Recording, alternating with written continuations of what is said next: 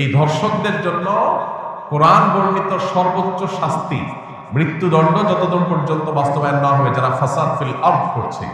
ইন্নামা জাযাউল লাযিনা ইউহারিবুনাল্লাহ ওয়া রাসূলাহু আন ইউকাত্তালু আও ইউসাল্লাবু আও তুকাত্তা আইদিহিম ওয়া আরজুলুহুম মিন খিলাফ আও ইউনফাউ মিনাল আরদ।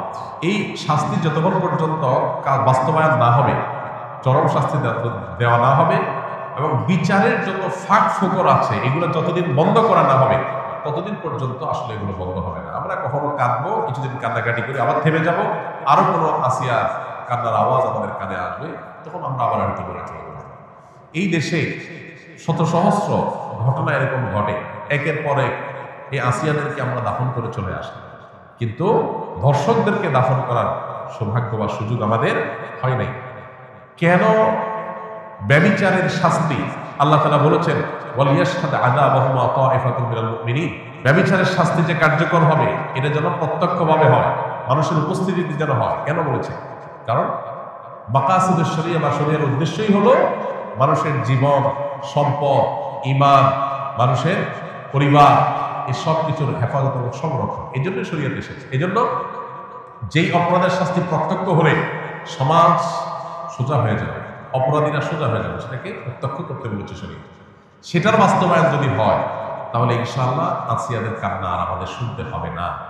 মানব রচিত বিধিবিধান দিয়ে আজকে হয়তো একটা ফাঁক বন্ধ করবেন, কালকে আর 5টা ফাঁক তৈরি হবে, চিরতরে ফাঁক বন্ধ করার সম্ভব হবে। সে বাস্তবায়ন আসিয়াদের কান্নাকে থামাতে পারে।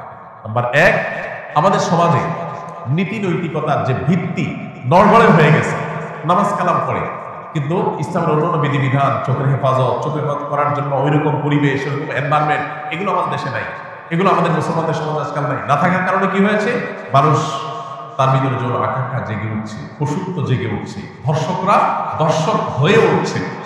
এই জন্য একদিকে ইসলামের এই অনুশাসন বিধিবিধান এগুলোকে কঠোরভাবে মেনে চলার জন্য চেষ্টা করতে হবে।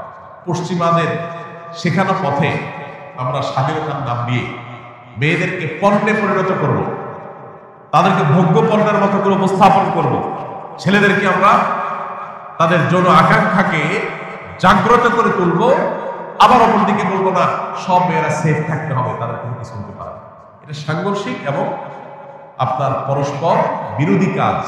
এই জন্য একদিক থেকে ইসলামের অনুশাসন মানতে হবে, নীতি নৈতিকতা এটা আমাদের সমাজে চর্চা বাড়াতে হবে, আর অপর দিকে এ ধরনের অপরাধকে সংগঠন করলে তার জন্য কোরআনের দেওয়া সর্বোচ্চ শাস্তি প্রকাশ্যে বাস্তবায়ন করতে হবে।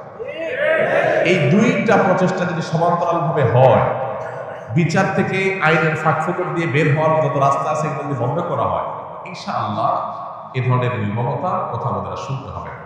আল্লাহ আমাদেরকে সে সুদিন দান করুন।